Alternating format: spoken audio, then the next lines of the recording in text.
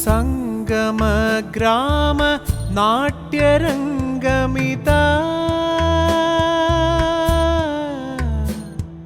സംഗമ ഗ്രാമ നാട്യരംഗമിതാ ശതകാർത്ഥ സംഗമം ആഘോഷിപ്പൂ തുംഗശോഭം തുംഗശോഭം സ്വാഗതം സ്വാഗതം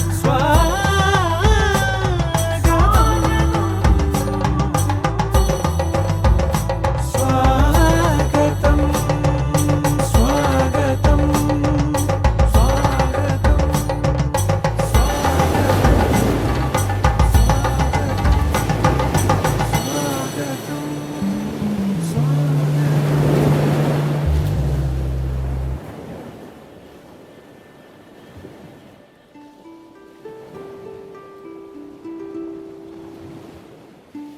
മനോജ് കൃഷ്ണ അദ്ദേഹം ഇവിടെ എത്തിയിട്ടുണ്ട്. മനോജിനെ എങ്ങനെയാണ് പരിചയപ്പെടുത്തേണ്ടത് എന്ന് ഇവിടെ നമുക്ക് കുറച്ച് പേർക്കെങ്കിലും അറിയാം. ഇവിടെ ഒരു പ്രഭാഷണത്തിന് വന്നിട്ടില്ലെങ്കിലും കഥകളി ക്ലബ്ബുമായിട്ട് നല്ലപോലെ കൂടെ പ്രവർത്തിച്ചിട്ടുള്ള ഒരു ചരിത്രമുണ്ട്. അദ്ദേഹം കഴിഞ്ഞ സോവനീർ കാലത്ത് നമ്മുടെ ചർച്ചയിൽ പങ്കെടുത്ത് ഇവിടെ ആ ചർച്ച നമ്മൾ ലേഖനമായിട്ട് കൊണ്ടുവന്നിട്ടുണ്ട്. പിന്നെ ഒരുമാതിരി ഇവിടെ പ്രദേശങ്ങളിലൊക്കെ കഥകളിക്ക് വരാറുണ്ട്. നല്ലൊരു ആസ്വാദകൻ, നല്ലൊരു നിരൂപകൻ, പിന്നെ കഥകളി അവതരിപ്പിക്കുന്നത് എങ്ങനെ ആസ്വദിക്കണം എന്നതിനെ പറ്റി പ്രഭാഷണം നടത്താനോ കഥകളിക്ക് മുമ്പ് കഥ പറയുക എന്നുള്ള പഴയതുണ്ടല്ലോ, അതിന് പുതിയ മാനം കൈക്കൊടുത്തുകൊണ്ട് സംസാരിക്കാൻ വിദഗ്ധനാണ് അദ്ദേഹം. അത് നമ്മൾ ധാരാളം കേട്ടിട്ടുണ്ട്. ഞാൻ അദ്ദേഹത്തെ ആദ്യമായിട്ടുള്ള പരിചയപ്പെട്ട് ഞാൻ കുറച്ചു കാലം തിരുവനന്തപുരത്തുണ്ടായിരുന്ന ആ കാലത്താണ് അദ്ദേഹത്തെ പരിചയപ്പെട്ടത്. പിന്നീട് അദ്ദേഹത്തിൻ്റെ പ്രഭാഷണം ഉപയോഗപ്പെടുത്തിയത് ശരിക്കും പറഞ്ഞാൽ ആ കോവിഡ് കാലത്ത് കലാമണ്ഡലം ഹൈദരാലി ആശാനെ കുറിച്ച് ഒരു പ്രഭാഷണം വേണ്ടി വന്നു ഓൺലൈനായിട്ട്. അത് ആണ് ആദ്യമായിട്ട് ഭംഗിയായിട്ട് ഇത് ചെയ്തു തന്ന ഒരു ഓർമ്മയുണ്ട്. പിന്നെ ധാരാളമായിട്ട് പ്രസംഗങ്ങൾ കേട്ടിട്ടുണ്ട്. തിരുവനന്തപുരത്താണ് അദ്ദേഹം താമസിക്കുന്നത്. അദ്ദേഹത്തെ വളരെ സ്നേഹപൂർവ്വം മതചരിത്രത്തിൻ്റെ 4-ാം ദിവസത്തിൻ്റെ കാണാപ്പുറങ്ങൾ അവതരിപ്പിക്കാനായിട്ട് ക്ഷണിക്കുന്നു. പ്രിയമുള്ളവരെ, 2 ദമയന്തിമാരെ കുറിച്ചുള്ള അവതരണത്തിന് ഇടയിൽ നളചരിതം 4-ാം ദിവസത്തിനെ കുറിച്ച് സംസാരിക്കുക എന്ന് പറഞ്ഞാൽ എൻ്റെ ചെറിയ നളൻ്റെ ചെറിയ ശരികൾ കൂടി ചേർത്ത് സംസാരിക്കണമെന്നാണ് ഉദ്ദേശിക്കുന്നത്. നളചരിതം പൊതുവെ തന്നെ ഒരുപാട് ചർച്ച ചെയ്യപ്പെട്ടിട്ടുള്ള ഒരു ആട്ടക്കഥയാണ്. അതിൽ തന്നെ 4-ാം ദിവസം ഒരുപാട് ചർച്ചകളും ഒരുപാട് പല പല അഭിപ്രായങ്ങളും അതിനൊക്കെയുള്ള ന്യായീകരണത്തിന് വേണ്ടിയിട്ടുള്ള വൃഥാശ്രമങ്ങളും ഒക്കെ ആയിട്ട് ഒരുപാട് ആൾക്കാർ ചർച്ച ചെയ്തിട്ടുണ്ട്. ഇവിടെ തന്നെ ഇപ്പം നമ്മൾ കഴിഞ്ഞ കുറച്ച് മാസങ്ങളായിട്ട് നളചരിതം തന്നെയാണ് ചർച്ച ചെയ്യുന്നത്. കഴിഞ്ഞ 15 ദിവസം പ്രത്യേകിച്ചും നളചരിതം തന്നെയാണ് ചർച്ച ചെയ്യുന്നത്. എനിക്ക് തോന്നുന്നു മറ്റൊരു ആട്ടക്കഥയും ഒരുപക്ഷെ ഇത്ര ദിവസം ചർച്ച ചെയ്യാൻ പറ്റില്ല, അല്ലെങ്കിൽ ഇത്രയധികം ചർച്ചകൾക്ക് വിധേയമാകാൻ കഴിയില്ല. അപ്പോഴേക്കും നമ്മൾ പറഞ്ഞത് തന്നെ വീണ്ടും പറയുന്ന ഒരവസ്ഥയിലേക്ക് എത്തും. പക്ഷെ നളചരിതത്തിൻ്റെ സ്ഥിതി അതല്ല. എപ്പോഴും എനിക്ക് തോന്നിയിട്ടുള്ള ഒരു കാര്യം, നളചരിതം എന്ന് പറയുന്നത് ഒരു കാലിഡോസ്കോപ്പാണ്. കാലിഡോസ്കോപ്പ് ഉപയോഗിച്ചിട്ടില്ലാത്ത ആൾക്കാരുണ്ടാവില്ല. ഒന്നുമില്ലെങ്കിൽ ഉത്സവപ്പറമ്പുകളിൽ വളരെ ചെറിയ കുട്ടികളായിരിക്കുമ്പോഴെങ്കിലും നമ്മൾ ഈ തിരിച്ച് ഓരോരുത്തരും നോക്കുമ്പോഴും ഒരു കാലിഡോസ്കോപ്പിൽ കാണുന്നത് ഓരോ ചിത്രങ്ങളാണ്. ചില സമയത്ത് അത് ചില മങ്ങിയ ചിത്രങ്ങളായിരിക്കും, ചില സമയത്ത് വളരെ കളർഫുള്ളായിട്ടുള്ള രൂപങ്ങളായിരിക്കും അതിൽ നമുക്ക് കാണാൻ കഴിയുക. അത് ഓരോരുത്തരും നോക്കുമ്പം ഓരോ ചിത്രം കാണുന്നു എന്നുള്ളത് മാത്രമല്ല, ഒരാൾ തന്നെ 2 സമയം നോക്കുമ്പോൾ രണ്ട് രൂപങ്ങളാണ് കാലഡോസ്കോപ്പിൽ കാണുക. അതുതന്നെയാണ് നളചരിതത്തിന്റെയും അവസ്ഥ. ഒരു 2 മാസം മുമ്പ് വരെ 4-ാം ദിവസത്തിനെ കുറിച്ചും നളനെ കുറിച്ചും എനിക്കുണ്ടായിരുന്ന സങ്കല്പവും ചിത്രവും അല്ല ഇന്ന് ഇവിടെ നിൽക്കുമ്പോൾ എനിക്കുള്ളത്. സത്യമായിട്ടുള്ള ഒരു കാര്യം പറയാണ്. വേണമെങ്കിൽ എനിക്ക് വാശി പിടിച്ച് ഇത് തന്നെയാണ് എൻ്റെ നളൻ, ഇത് തന്നെയാണ് എൻ്റെ 4-ാം ദിവസം എന്ന് പറയാം. അങ്ങനെയല്ല, വളരെ തുറന്ന് നളചരിതത്തെ സമീപിച്ചാൽ ഓരോ സമയവും നമുക്ക് പുതിയ പുതിയ പുതിയ കണ്ടുപിടുത്തങ്ങളാണ് നമുക്ക് കിട്ടിക്കൊണ്ടിരിക്കുക. അതുകൊണ്ട് തന്നെയാകും ഇത്രയധികം വ്യാഖ്യാനങ്ങൾ ഉണ്ടായിട്ടുള്ള, വ്യാഖ്യാനങ്ങൾ എന്ന് പറയുമ്പോൾ സാഹിത്യം എന്ന രീതിയിലുള്ള വ്യാഖ്യാനങ്ങൾ, അരങ്ങുപാഠങ്ങൾ. എൻ്റെ അറിവിൽ 3 അരങ്ങുപാഠങ്ങളെങ്കിലും ഞാൻ വായിച്ചിട്ടുണ്ട്. ഗോപിയാശാന്റെ ഉണ്ട്, വാസുവാശാന്റെ ഉണ്ട്, കൃഷ്ണനാരായശാന്റെ ഉണ്ട്. അല്ലാതെയുള്ള സാഹിത്യ വ്യാഖ്യാനങ്ങൾ അല്ലെങ്കിൽ ആട്ടക്കഥയുടെ വ്യാഖ്യാനങ്ങളാണെങ്കിൽ അതിലും അവതരണത്തിന്റെ ചില ഘടകങ്ങൾ വരുന്നുണ്ടെങ്കിലും പ്രധാനമായും വ്യാഖ്യാന ആണെങ്കിൽ ഇഷ്ടംപോലെ ഉണ്ട്. കാന്താരതാരകം തുടങ്ങിയിട്ട് ഇങ്ങോട്ട് ഈ കഴിഞ്ഞ വർഷം പബ്ലിഷ് ചെയ്ത ഡോക്ടർ എൻ അജയകുമാറിന്റെ നളചരിതം ഇന്ന് എന്ന് പറയുന്ന പുസ്തകം, ഇതിനിടയിൽ MS ശാസ്ത്രികളുടെ പുസ്തകം, മിളംകുളത്തിന്റെ പുസ്തകം, ദേശമംഗലത്തിന്റെ പുസ്തകം, ഇങ്ങനെ ഇഷ്ടം പോലെ വ്യാഖ്യാനങ്ങളാണ്. ഈ വ്യാഖ്യാനങ്ങളുടെ മറ്റൊരു പ്രത്യേകത, നളചരിത വ്യാഖ്യാനങ്ങളുടെ പ്രത്യേകത, ഒന്നിൽ നിന്ന് മറ്റൊന്ന് വായിച്ചാൽ ചില ഭാഗങ്ങളിലെങ്കിലും വളരെ വ്യത്യസ്തമായിട്ടുള്ള അർത്ഥങ്ങളാണ് നമുക്ക് കിട്ടുക. ഒരു ചെറിയ ഉദാഹരണം പറയാം. ഇതുവരെ ഞാൻ മനസ്സിലാക്കിയിരുന്നത് മോദാൽ പ്രേഷിത കേശിനി മൊഴികൾ കേട്ട അഭ്യാഗതം ബാഹുകം. ഈ മോദത്തോടുകൂടി സന്തോഷത്തോടുകൂടി അയക്കപ്പെട്ട കേശിനിയുടെ എന്നാണ് ഞാൻ മനസ്സിലാക്കിയിരുന്നത് വരെ. ഞാൻ വായിച്ച വ്യാഖ്യാനങ്ങളിൽ എങ്ങനെയാണ്. ഈ ഒരു പ്രഭാഷണത്തിന് വേണ്ടി ഇളംകുളത്തിന്റെ വ്യാഖ്യാനം വായിക്കുമ്പോൾ മോദാൽ എന്നുള്ളത് അഭ്യാഗതത്തിന്റെ വിശേഷണമായിട്ടാണ് പറയുന്നത്. പ്രേഷിത കേശിനി മൊഴികൾ കേട്ട് മോദാൽ അഭ്യാഗതം ബാഹുകം. ആനന്ദതുന്തിലനായി ബാഹുകൻ വന്നു എന്നുള്ളതിന് വലിയൊരു ന്യായീകരണമായിട്ട് ആ ഒരൊറ്റ വ്യാഖ്യാനം മാറുന്നു. ഇതൊന്നല്ല, ഇങ്ങനെയുള്ള വ്യാഖ്യാനങ്ങൾ അനവധിയാണ്. ഈ വ്യാഖ്യാന ഭേദങ്ങൾ അനവധിയാണ്. അതിൽ തെറ്റില്ല. അതാണ് നളചരിതത്തിന്റെ ഭംഗി. നമ്മൾ ഓരോരുത്തരും നോക്കുമ്പോൾ ഓരോ രീതിയിലാണ്. പക്ഷെ ഇതിൽ നമ്മൾ ശ്രദ്ധിക്കേണ്ട ഒരു കാര്യം, ഈ വ്യാഖ്യാനങ്ങളെല്ലാം എന്നു തൊട്ട് വന്നു തുടങ്ങി എന്നുള്ളതാണ്. നളചരിതത്തിന്റെ അടിസ്ഥാനം എന്ന് പറയുന്നത് ഭാരതത്തിലെ നളോപാഖ്യാനമാണ്. എല്ലാവർക്കും അറിയാവുന്ന കാര്യമാണ്. എന്നേക്കാൾ ഭാഗ്യം കെട്ടവൻ ആരുണ്ട് ഈ ലോകത്തിൽ എന്ന് ബൃഹദശ്വൻ എന്ന് പറയുന്ന മുനിയോട് വിലപിക്കുന്ന ധർമ്മപുത്രരോട് നിന്നേക്കാൾ ഭാഗ്യം കിട്ടവനുണ്ട്, അവന്റെ കഥ ഞാൻ പറഞ്ഞു തരാം എന്ന് പറഞ്ഞ് 12 വർഷം വനവാസത്തിന് വേണ്ടി കാട്ടിൽ പോയിരിക്കുന്ന ധർമ്മപുത്രർക്ക് ബൃഹദശ്വൻ ധർമ്മപുത്രരെ സമാധാനിപ്പിക്കുവാൻ വേണ്ടിയിട്ട് പറഞ്ഞു കൊടുക്കുന്ന കഥയാണ് നളോപാഖ്യാനം. അതിന്റെ കുറച്ച് കാര്യങ്ങളും കൂടി പിന്നീട് പറയാം. അത് ഒന്ന് പറഞ്ഞു വെച്ചു എന്നേ ഉള്ളൂ. അങ്ങനെ മഹാഭാരതം എഴുതപ്പെട്ട കാലത്ത്, ഏതാണ്ട് നമ്മൾ ഈ ക്രിസ്തുവർഷം ഒക്കെ തുടങ്ങുന്ന ആ സമയത്താണ് മഹാഭാരതം എഴുതപ്പെട്ടതെന്ന് പറയുന്നത്. ഒരു 400 വർഷം കൊണ്ട് രൂപപ്പെട്ട കൃതിയാണെന്ന് പറയുന്നു. അങ്ങനെ അന്ന് എഴുതപ്പെട്ട നളോപാഖ്യാനത്തിൽ നിന്ന് നിയോ ക്ലാസിക്കൽ കാലഘട്ടത്തിലെ 18-ാം നൂറ്റാണ്ടിൽ എഴുതപ്പെട്ട നളചരിതം 21-ാം നൂറ്റാണ്ടിൽ ഇത്രയധികം ചർച്ച ചെയ്യപ്പെടണമെങ്കിൽ അതെന്തുകൊണ്ടായിരിക്കും എന്നുള്ളത് അവിടെ ആലോചിച്ച് തുടങ്ങിക്കൊണ്ട് നമുക്ക് നളചരിതം 4-ാം ദിവസത്തിലേക്ക് എത്താം.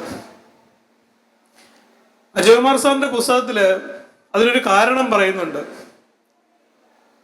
സാഹിത്യത്തെ കൃത്യമായി പിന്തുടരുന്നവർക്കറിയാം, ഓരോ കാലഘട്ടവും നമ്മൾ ക്ലാസിക്കൽ കാലഘട്ടം, നിയോ ക്ലാസിക്കൽ കാലഘട്ടം, മോഡേൺ അല്ലെങ്കിൽ ആധുനികത, അതിനുശേഷം പോസ്റ്റ് മോഡേണിസം, ഇന്നിപ്പോ പറയുന്നത് പോസ്റ്റ് മോഡേണിസം, ഉത്തരാധുനികത എന്ന് പറയുന്ന ഘട്ടത്തിലേക്ക് നമ്മൾ എത്തി നിൽക്കുന്നു.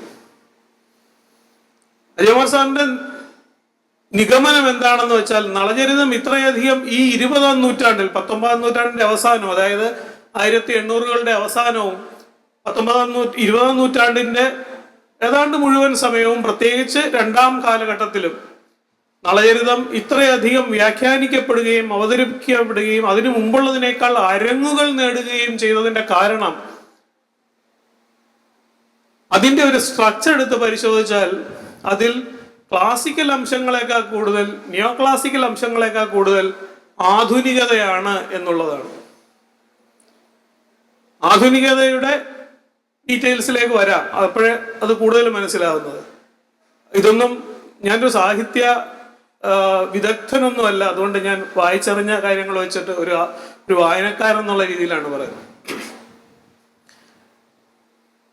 ഈ നളോപാഖ്യാനം, അതായത് ക്ലാസിക്കൽ കാലഘട്ടത്തിൽ എഴുതപ്പെട്ട നളോപാഖ്യാനത്തെ ഉണ്ണായി വാര്യര് ആധുനികമായ ഒരു കാലഘട്ടത്തിൽ, അല്ലെങ്കിൽ മോഡേണിസത്തിന്റെ രീതിയിലേക്ക് ആട്ടക്കഥയിൽ പരിണമിപ്പിച്ചു എന്നുള്ളതായിരിക്കാം ഇപ്പോൾ ഇത്രയധികം പ്രശസ്തി കിട്ടുന്നതിന്റെ കാരണം എന്നാണ് അജയകുമാർ സാറിന്റെ ഒരു നിഗമനം. അതിന് അദ്ദേഹം പറയുന്ന കാരണങ്ങൾ വളരെ ചിന്തിക്കേണ്ടതും അതുപോലെ തന്നെ അംഗീകരിക്കാൻ നമ്മളെ പ്രേരിപ്പിക്കുന്നതുമാണ്. ഇതിഹാസങ്ങളുടെ പ്രത്യേകത എന്ന് പറഞ്ഞാൽ അത് ഒരുതരം നിർവികാരമായ കഥ പറച്ചിലാണ്. ഇതിഹാസങ്ങൾ എന്ന് പറയുമ്പോൾ അതിന്റെ ഒറിജിനൽ ടെക്സ്റ്റ്, അല്ലെങ്കിൽ വാൽമീകി രാമായണം അല്ലെങ്കിൽ മഹാഭാരതത്തിന്റെ ഒറിജിനൽ ടെക്സ്റ്റ് എടുത്താൽ അത് ഒരു നിർവികാരമായ നിർമ്മമതയോടെയുള്ള ഒരു കഥ പറച്ചിലാണ്. ഒരു പ്രത്യേക സംഭവത്തിനോ ഒരു പ്രത്യേക വികാരത്തിനോ ഒരു പ്രത്യേക വ്യക്തിക്കോ വലിയ ഊന്നൽ എന്ന് പറയുമ്പോൾ പ്രാധാന്യം, ഇപ്പോ ശ്രീകൃഷ്ണന് പ്രാധാന്യമുണ്ട്, ശ്രീരാമന് പ്രാധാന്യം, അങ്ങനത്തെ പ്രാധാന്യമല്ല. ഒരു ആളെ നായകനായി പ്രതിഷ്ഠിച്ചുകൊണ്ടൊന്നുമുള്ള ഒരു പ്രാധാന്യം കൊടുത്തുകൊണ്ടല്ല ഇതിഹാസങ്ങളുടെ ആഖ്യാനം നടക്കുന്നത്. അതിങ്ങനെ കഥ പറഞ്ഞു പോവുക. നമ്മളിപ്പോ കൊട്ടാരക്കര തമ്പുരാന്റെ ആട്ടക്കഥകളുടെ സാഹിത്യം വായിച്ചാൽ മനസ്സിലാകുന്ന ഒരു കാര്യമാണ്, അതങ്ങനെ കഥ പറഞ്ഞു പോവുകയാണ്. ബാല്യവധത്തിൽ ആരാണ് നായകൻ എന്ന് ചോദിച്ചാൽ ആദ്യ ഭാഗത്ത് രാവണനും, ഇടയ്ക്കൊരു കുറച്ച് സമയം ശ്രീരാമനും, പിന്നീട് ബാലിയും സുഗ്രീവനും ഒക്കെയാണെന്ന് പറയേണ്ടി വരും. കാരണം ഒരു നായകനെ മറ്റ് ആട്ടക്കഥകളിലെ പോലെ, ഇപ്പൊ രുക്മാംഗതയത്തിൽ രുക്മാംഗതൻ അല്ലെങ്കിൽ കോട്ടയം കഥകളിലുള്ളതുപോലെ പ്രതിഷ്ഠിച്ചുകൊണ്ടല്ല കൊട്ടാരക്കര തമ്പുരാന്റെ കഥ. അതിന് കാരണം ഇതിഹാസത്തെ അങ്ങനെ തന്നെ, അതിന്റെ കഥാഖ്യാന രീതിയെ അങ്ങനെ തന്നെ ഫോളോ ചെയ്തു പോകുന്നു എന്നുള്ളത് കൊണ്ടാണ്. എന്നാൽ ആധുനികതയിലേക്ക് എത്തുമ്പോൾ വരുന്ന ഒരു വ്യത്യാസം, വ്യക്തിസങ്കല്പങ്ങൾക്ക് കൂടുതൽ പ്രാധാന്യം വരുന്നു എന്നുള്ളതാണ്. ഇപ്പൊ എം ടി വാസുദേവൻ നായരുടെ പുസ്തകങ്ങൾ വായിച്ചു കഴിഞ്ഞാൽ വ്യക്തിസങ്കല്പങ്ങൾക്ക് കൂടുതൽ പ്രാധാന്യം വരുന്നു. ഒരു നായകന്റെ മനസ്സിന്റെ വ്യാപാരങ്ങള്, ഒരു നായകന്റെ ജീവിതത്തിൽ വരുന്ന സന്നിഗ്ധ ഘട്ടങ്ങള്, ആ സമയത്ത് ആ നായകന്റെ മനസ്സിൽ തോന്നുന്ന ചിന്തകള്, അയാളുടെ ആത്മഗതങ്ങള്, ആത്മസംഘർഷങ്ങള്, ഇതൊക്കെയാണ് മോഡേണിസം എന്ന് പറയുന്ന ആ ഒരു കാലഘട്ടത്തിലെ പുസ്തകങ്ങളുടെ പ്രത്യേകത, അല്ലെങ്കിൽ സാഹിത്യത്തിന്റെ പ്രത്യേകത. എം ടിയുടെ കഥകളൊക്കെ വായിക്കുമ്പോൾ നമുക്കത് മനസ്സിലാവും. അതിലെ നായകന്മാരെല്ലാം വലിയ ആത്മസംഘർഷങ്ങളും അവരുടെ ജീവിതത്തിൽ വലിയ പ്രതിസന്ധികളും സന്നിഗ്ധ ഘട്ടങ്ങളും ഒക്കെ നേരിടുന്നവരാണ്. അപ്പോൾ അതിൽ പറയാവുന്ന ഒരു വ്യത്യാസം, ഇതിഹാസങ്ങൾ കഥ പറഞ്ഞു പോകുമ്പോൾ അതിൽ കഥാപാത്രങ്ങൾ വരുന്നു എന്നാണെങ്കിൽ, മോഡേണിസത്തിൽ കൂടുതലായി, ആധുനികതയിൽ നമ്മൾ കൂടുതലായിട്ട് കാണുന്നത് കഥാപാത്രങ്ങളിലൂടെ കഥ പറയുകയാണ്. ഒരു കഥാപാത്രത്തെ അവതരിപ്പിക്കുന്നതിലൂടെ അതിനെ ചുറ്റിപ്പറ്റി ഒരു കഥ പറയുകയാണ്. അല്ലെങ്കിൽ നമുക്ക് പറയാവുന്ന മറ്റൊരു ഉദാഹരണം, കാട് കാണുമ്പോൾ അതിലെ വലിയ മരങ്ങൾ കാണുന്നതാണ് ഇതിഹാസത്തിൽ നമ്മൾ കാണുന്നതെങ്കിൽ, ഇവിടെ വലിയ മരങ്ങൾക്ക് ചുറ്റും കാട് കാണുന്ന ഒരു രീതിയാണ് ആധുനികതയിൽ പലപ്പോഴും കാണുന്നത്. അതിന് ഒരു പ്രത്യേകത, അഡീഷണൽ ആയിട്ടുള്ള പ്രത്യേകത എന്ന് വെച്ചാൽ അത് കൂടുതലും ഉള്ളിലേക്കുള്ള നോട്ടമാണ്. നളചരിതം ആട്ടക്കഥ എടുത്ത് പരിശോധിച്ചു കഴിഞ്ഞാൽ അവിടെ ഞാനൊരു ഉദാഹരണം പറഞ്ഞു തുടങ്ങാം. നളോപാഖ്യാനം ചേതിരാജ്യത്ത് ദമയന്തി എത്തിക്കഴിഞ്ഞാൽ പിന്നെയുള്ളത് കാർക്കോടക ദംശനമാണ് നളോപാഖ്യാനത്തിൽ. ശരിയാണ്, ചേതിരാജ്യത്ത് എത്തിക്കഴിഞ്ഞാൽ പിന്നീട് ഒരു സംഭവം എന്ന് പറയാവുന്നത് കാർക്കോടക ദംശനമാണ്. കഥ പറയുന്നു, കഥാഖ്യാനം. പക്ഷെ നളചരിത ആട്ടക്കഥയിൽ എത്തുമ്പോൾ ഗംഭീരമായ 2 പദങ്ങൾ വെളുത്തനളന്റെ വരുന്നു, ലോകപാലന്മാരെയും ഘോരവിപുലവും. അതെന്തുകൊണ്ടാണ് ഇതിഹാസത്തിൽ ഇല്ലാത്തത്,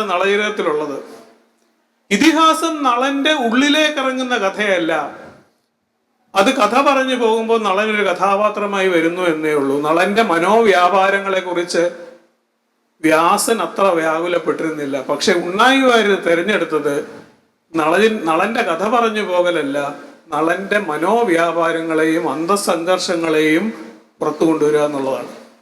അതുകൊണ്ട് നളന്റെ അപ്പോഴത്തെ അവസ്ഥ എന്താണ് എന്ന് നമുക്ക് കാണിച്ചു തരുവാൻ വേണ്ടി ലോകപാലന്മാരെ എന്ന പദവും അതിനുശേഷം ഘോരവിപിനം എന്നുള്ള പദവും നളചരിതത്തിൽ കണ്ടു. ഇതിഹാസത്തിൽ അങ്ങനെ ഒരു കഥയില്ല. ഞാൻ പറഞ്ഞു വരുന്നത്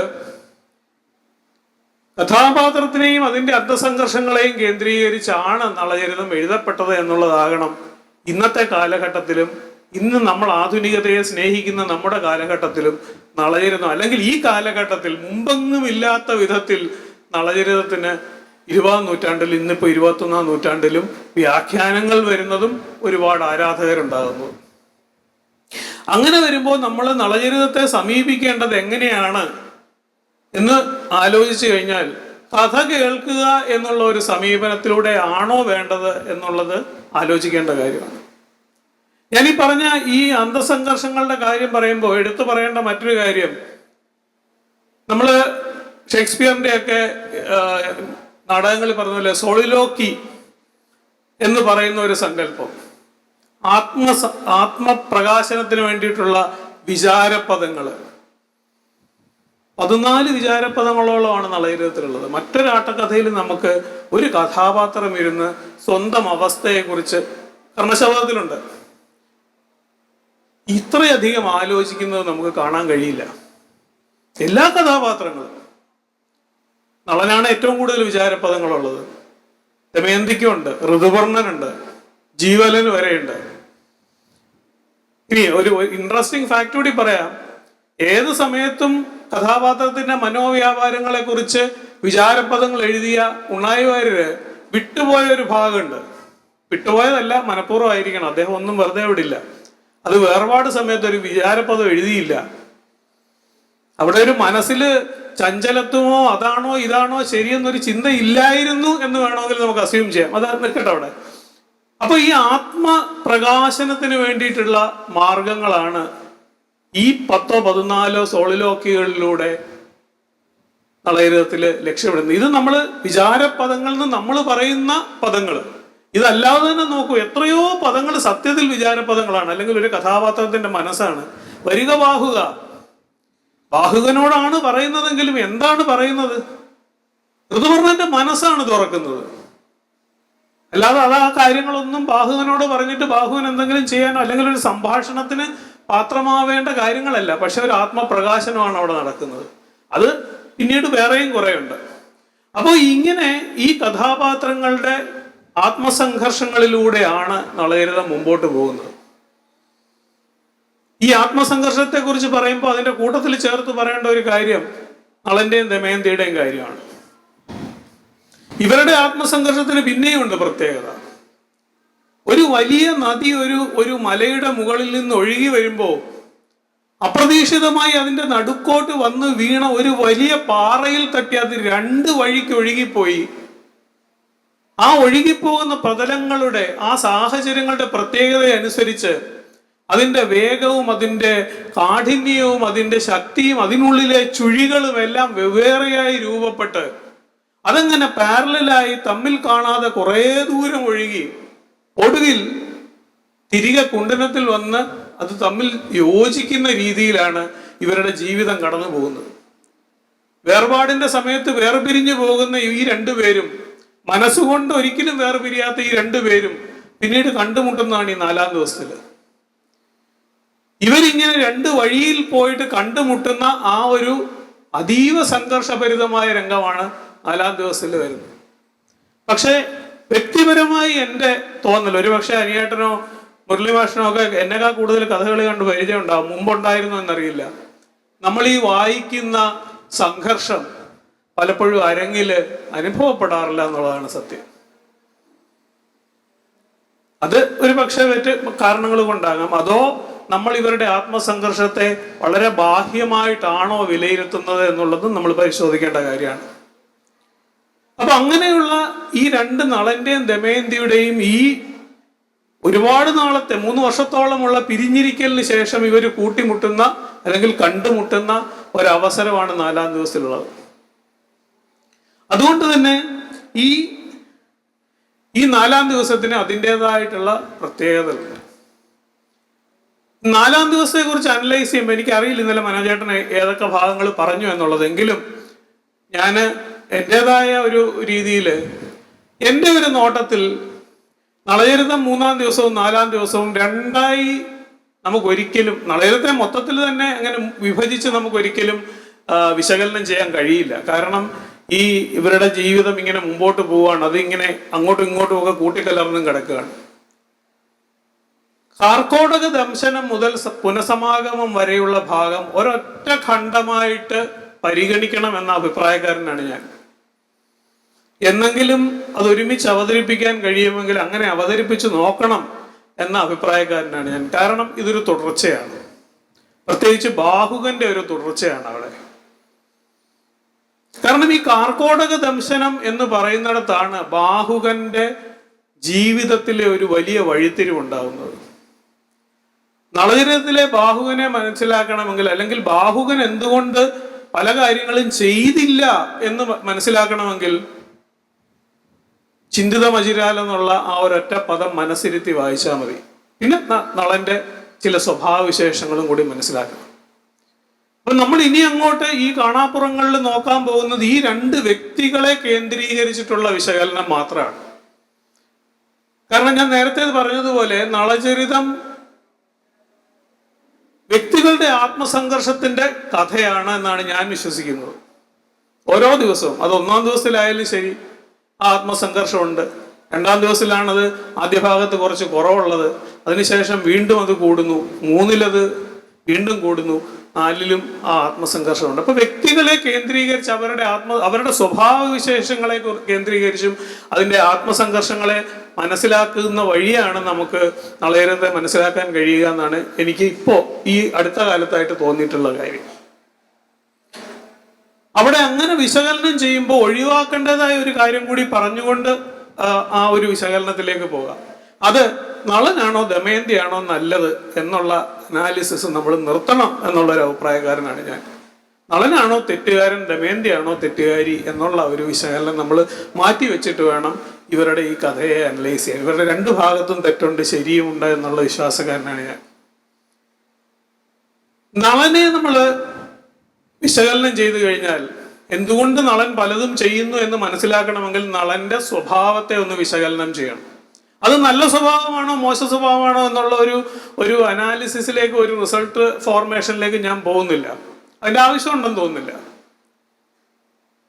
നളൻ ഒരു മനുഷ്യനാണ്, ഒപ്പം ഒരു രാജാവുമാണ്.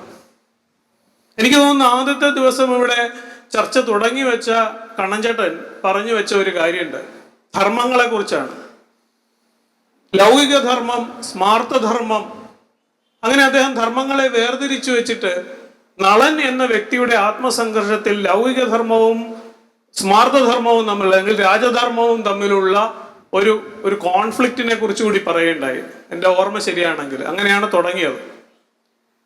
അവിടെ നിന്ന് തന്നെയാണ് നമ്മൾ നളനെ അനലൈസ് ചെയ്യുമ്പോൾ തുടങ്ങുന്നത്. നളൻ ഒരു രാജാവാണ്, മനുഷ്യനാണ്, രാജാവാണ്. ഇനി മനുഷ്യനായ രാജാവാണോ രാജാവായ മനുഷ്യനാണോ എന്നുള്ളത് നമുക്ക് പിന്നീട് ചർച്ച ചെയ്യാം. ഏതായാലും മനുഷ്യനും രാജാവും 2 വ്യക്തിത്വങ്ങളും നളനിൽ എപ്പോഴും ഉണ്ട്. അത് മര്യാദാ പുരുഷോത്തമനായ ശ്രീരാമചന്ദ്രനിലും ഉണ്ടായിരുന്നു. ഒരുപക്ഷെ ആ കാലഘട്ടത്തിലെ നമ്മൾ രാജാവ് എന്ന് പറയുന്ന രാജധർമ്മം, രാജാക്കന്മാരായിരുന്നവരുടെ എല്ലാവരുടെയും ജീവിതത്തിൽ ഈ വക കോൺഫ്ലിക്റ്റുകൾ എന്നും ഉണ്ടായിട്ടുണ്ട്. നളനെ കുറിച്ച് പറയുമ്പോൾ നമ്മൾ എപ്പോഴും പറയുന്ന ഒരു കാര്യം, നളൻ ഒരു തീരുമാനവും സ്വയം എടുക്കാറില്ലായിരുന്നു. പ്രധാനപ്പെട്ട തീരുമാനങ്ങളിലെല്ലാം ദൈവികമായ ചില ഇടപെടലുകളോ ചില നിർദ്ദേശങ്ങളോ ഒക്കെ ഉണ്ടായിരുന്നു എന്നുള്ളത് സത്യമാണ്. ഞാൻ മനസ്സിലാക്കുന്നത് ഒരു ക്ഷത്രിയ രാജാവ് അങ്ങനെ തന്നെയാണ് രൂപപ്പെട്ടു വരുന്നത്. ബ്രാഹ്മണരെ അംഗീകരിക്കുക, ദൈവത്തെ അംഗീകരിക്കുക, ദൈവതുല്യരെ അംഗീകരിക്കുക, അവരുടെ നിർദ്ദേശങ്ങളെ അതിൻ്റെ ന്യായാന്യായങ്ങളിലേക്ക് പോകാതെ വിശ്വസിക്കുക, അനുസരിക്കുക.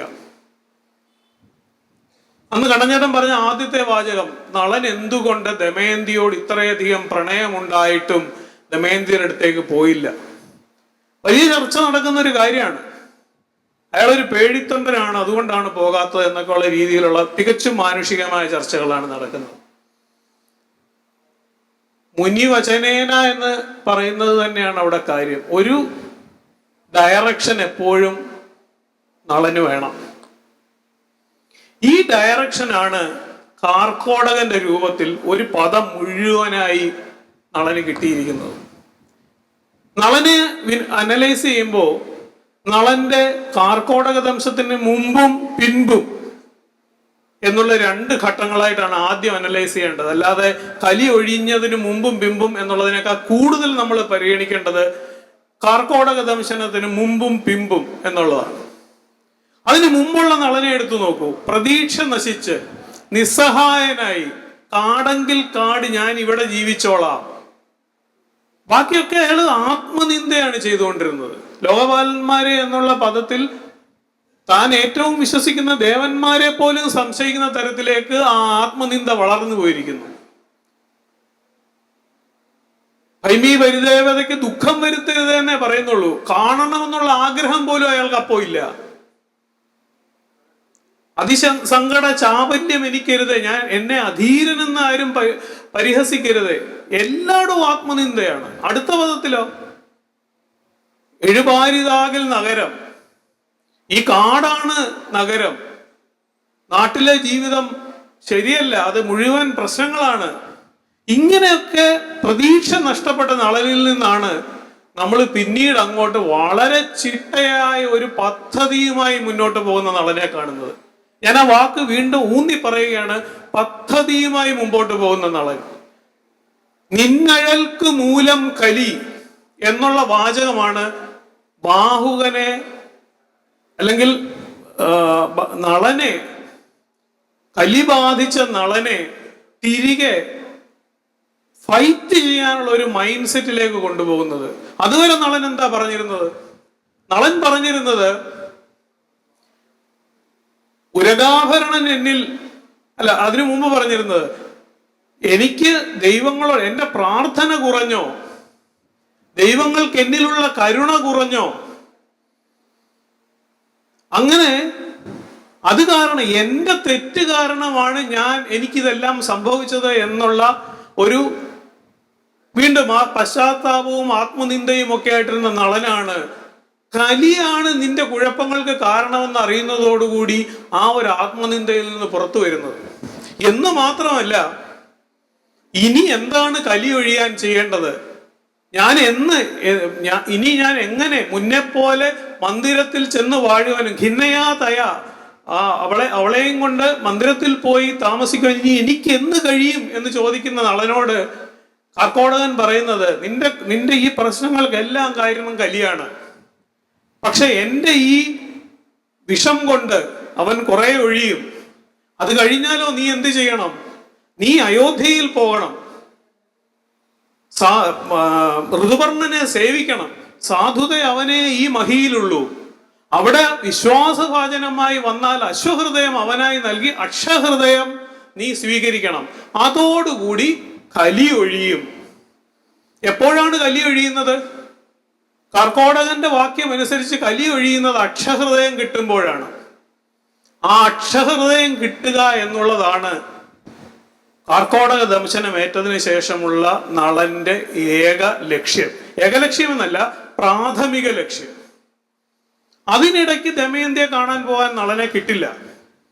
കാരണം ദേവതുല്യനായ കാർക്കോടകന്റെ വാക്യത്തെ വിശ്വസിക്കുന്ന നളനാണ് നളൻ. അത് ശരിയോ തെറ്റോ, ആത്മതന്ത്രജ്ഞയാണ് ദമയന്തിയെങ്കിൽ നളൻ ഗുരുവിന്റെ വാക്കിനെ, ഗുരു എന്ന് പറയുമ്പോൾ ഒരു സമയത്ത് നാരദനാണെങ്കിൽ, മറ്റൊരു സമയത്ത് സുഹൃത്തായ ഹംസമാണെങ്കിൽ, മറ്റൊരു സമയത്ത് കാർക്കോടകനാണ്. അങ്ങനെ ദേവതുല്യനോ ദേവസമനോ ആയ അല്ലെങ്കിൽ ഗുരുതുല്യനായ ഒരാളുടെ വാക്കിനെ വിശ്വസിച്ച് അതിനെ പിന്തുടരുന്ന നളനാണ് നമ്മൾ കാണുന്ന നളൻ. അത് ശരിയോ തെറ്റോ, അതോ ആത്മതന്ത്രജ്ഞയായ ദമയന്തിയാണോ ശരി എന്നുള്ളത് വേറൊരു ചോദ്യമാണ്. അതിലേക്ക് നമ്മൾ കടക്കണ്ട, അത് വ്യക്തിപരമായിട്ടുള്ള ഒരു വിശകലനമാണ്. പക്ഷെ നളൻ അങ്ങനെയാണ്, അതിന്റെ പുറകെയാണ് നളൻ. അതിനുവേണ്ടി അയാൾ കാത്തിരിക്കുന്നു, അക്ഷഹൃദയത്തിന് വേണ്ടി അയാൾ കാത്തിരിക്കുന്നു. കാരണം അയാൾക്ക് ഉറപ്പാണ്, നിന്നഴൽക്ക് മൂലം കലി ഒഴിയാതെ നിന്റെ അഴൽ ഒരിക്കലും പോകില്ല. നീ ദമയന്തിയെ പോയി കണ്ട് ദമയന്തിയെ വീണ്ടും വിവാഹം കഴിച്ചാലും, ഇനി പുഷ്കരനെ പോയി കണ്ട് പുഷ്കരനെ തോപ്പിച്ചാലും, കലി നിന്റെ മനസ്സിലുള്ളിടത്തോളം നിനക്ക് ശാശ്വതമായ ഒരു പരിഹാരം ഉണ്ടാകില്ല എന്നുള്ള കാർക്കോടക വാക്യത്തിൽ വിശ്വസിച്ച് അതിനുവേണ്ടിയാണ് നളന്റെ പ്രയത്നം മുഴുവൻ. ഇതേ സമയം നമ്മൾ ദമയന്തിയെ എടുത്ത് പരിശോധിക്കൂ, അതിപ്രായോഗികത എന്ന് വിശേഷിപ്പിക്കാവുന്ന തരത്തിലാണ് ദമയന്തി. ഈ അതിപ്രായോഗികത ഇവിടെ വാസുദേവരായ സാർ പറഞ്ഞ ഒരു വളരെ കൃത്യമായ പോയിന്റ് ഉണ്ട്. കാർക്കോടകൻ അല്ല, മഹാഭാരതത്തിലെ ദമയന്തി ഇങ്ങനെയല്ല.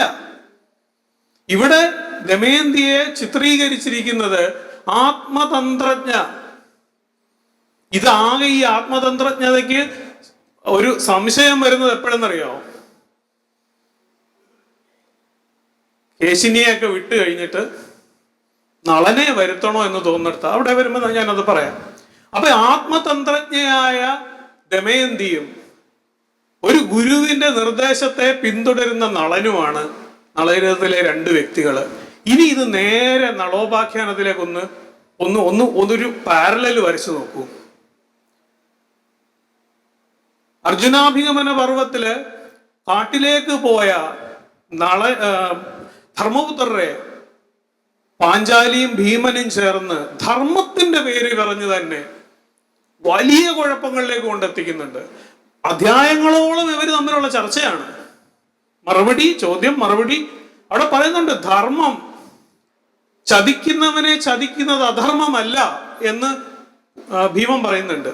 പാഞ്ചാലി അവിടെ പറയുന്നത് മുഴുവൻ പോയി അവനെ തോൽപ്പിച്ച് രാജ്യം തിരിച്ചു പിടിക്കണമെന്നുള്ളതാണ്. ദ്രൗപദിയുടെ സ്വഭാവം ഒന്ന് പരിശോധിച്ചാൽ അറിയാം. തന്റെ തലമുടി കെട്ടാൻ വേണ്ടി ഒരു മഹായുദ്ധം നടക്കണം എന്ന് ശ്രീകൃഷ്ണനോട് പ്രാർത്ഥിച്ച ആളാണ്. അവിടെ ആ ദ്രൗപദിക്ക് കാണിച്ചു കൊടുക്കുന്ന ഉദാഹരണമാണ് ദമയന്തി.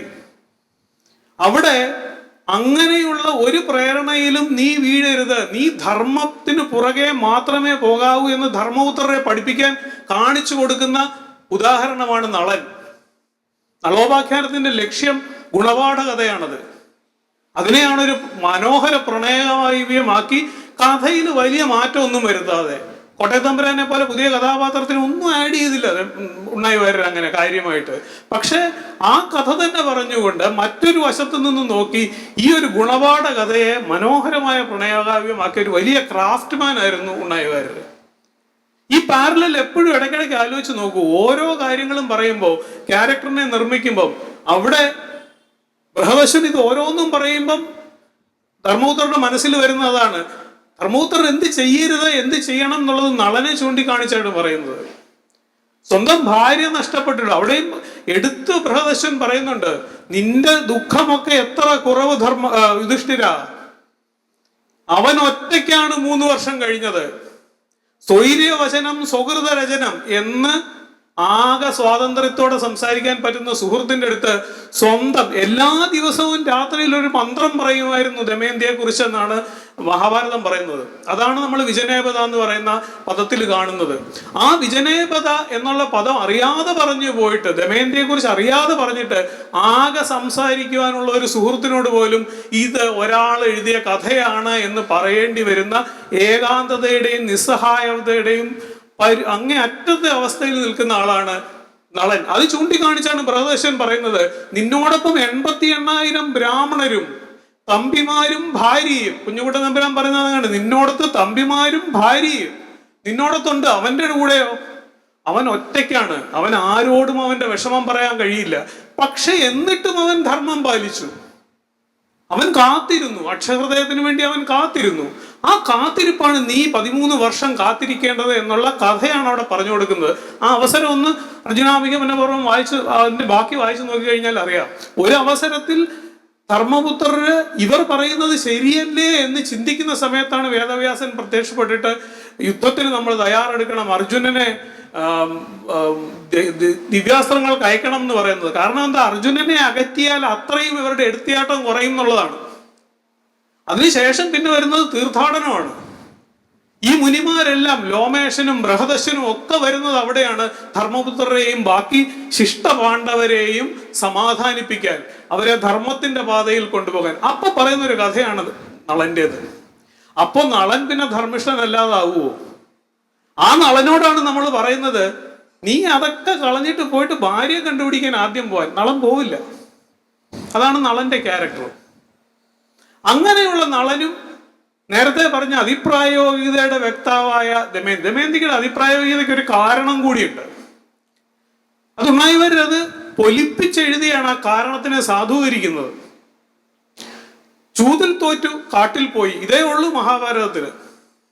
അതിനിടയ്ക്ക് ഒരു നാളും നിരൂപിതമല്ല, അല്ലേ ഇങ്ങനെയുള്ള പദങ്ങൾ എഴുതി ചേർക്കുമ്പോൾ നളനെ അവിടെ കൃത്യമായിട്ട് ചിത്രീകരിച്ചിട്ട് ഒടുവിൽ നളൻ എന്താ പറയുന്നത്, നിന്നെയും എന്നെയും നീ തന്നെ കാത്തുകൊള്ളണം, നിന്നെ കാക്കാൻ എനിക്ക് ശക്തിയില്ല, നിന്നെയും എന്നെയും നീ തന്നെ കാത്തുകൊള്ളണം എന്ന് പറഞ്ഞിട്ട് എങ്ങോട്ട് ഓടിപ്പോയ മനുഷ്യൻ.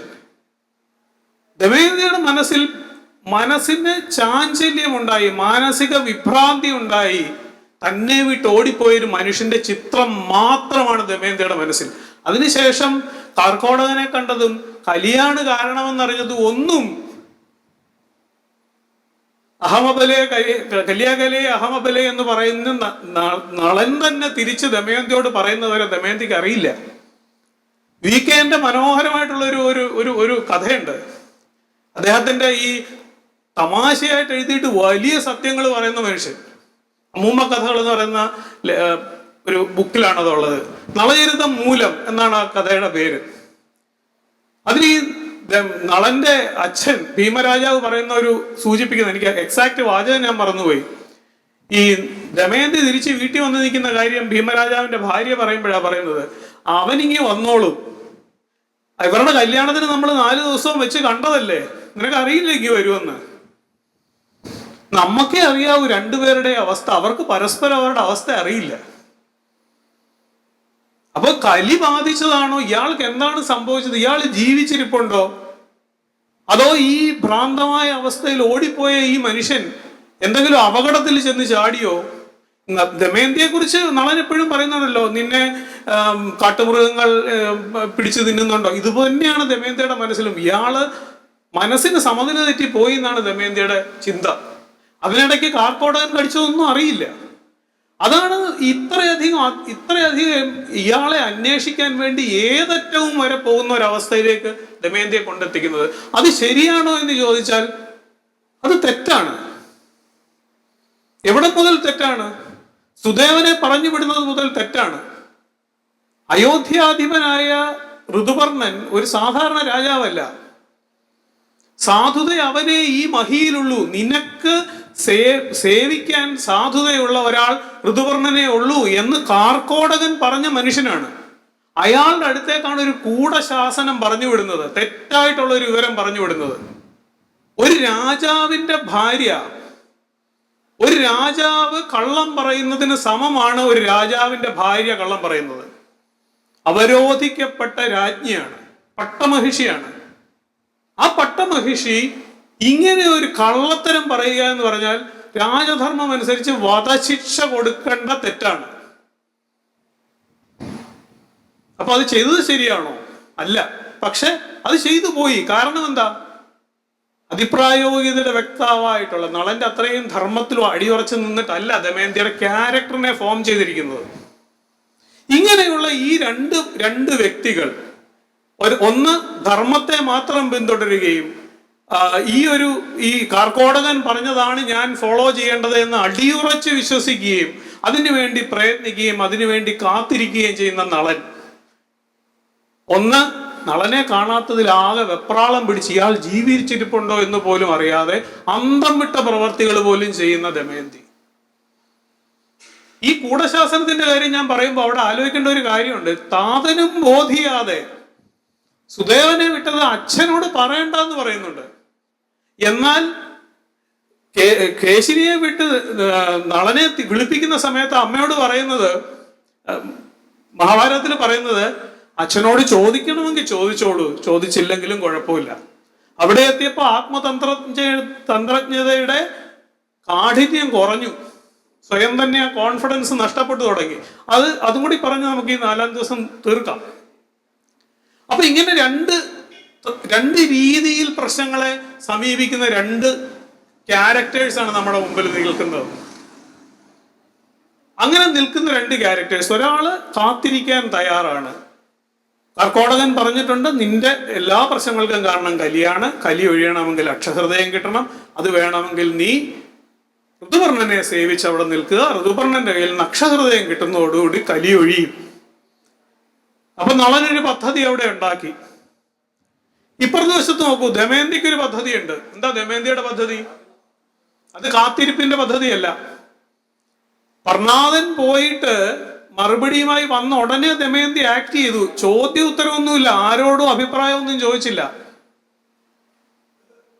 അപ്പൊ തന്നെ പറഞ്ഞു, അമ്മേ, ഇയാളെ അവിടുന്ന് ഇവിടെ കൊണ്ടുവരണം. അതിനെന്താ വഴി? ബാലനല്ല ശിക്ഷ ചെയ്യാൻ, സാമം എന്നതേ ഉള്ളൂ വഴി. പറഞ്ഞ് മനസ്സിലാക്കി കൊണ്ടുവരാൻ കൊച്ചു കുട്ടിയൊന്നുമല്ല. അതിനേക്കാൾ കൂടുതലും ദമയന്തിയുടെ മനസ്സിലെന്താ? മാനസിക വിഭ്രാന്തിയിൽ സ്ഥിതചിത്തനല്ലാത്ത നളനെയാണ് നഷ്ടപ്പെട്ടത്. ഇയാളുടെ മനസ്സ് ശരിയായതൊന്നും ദമയന്തിക്ക് അറിയില്ല. ഇത് രണ്ട്, അതാണ് ഞാൻ പറഞ്ഞത്, ഒരു വലിയ കല്ലിൽ തട്ടി, കലിബാധ എന്നുള്ള ഒരു വലിയ കല്ലിൽ തട്ടി ഒരു നദി രണ്ടായിട്ട് ഒഴുകി തുടങ്ങി. ഇവര് തമ്മിൽ ഒരു കമ്മ്യൂണിക്കേഷനും ഇല്ല. ആലോചിച്ചു കൂട്ടുകയാണ്. അങ്ങനെ അടുത്ത് തന്നെ സുദേവനെ വിടുകയാണ്.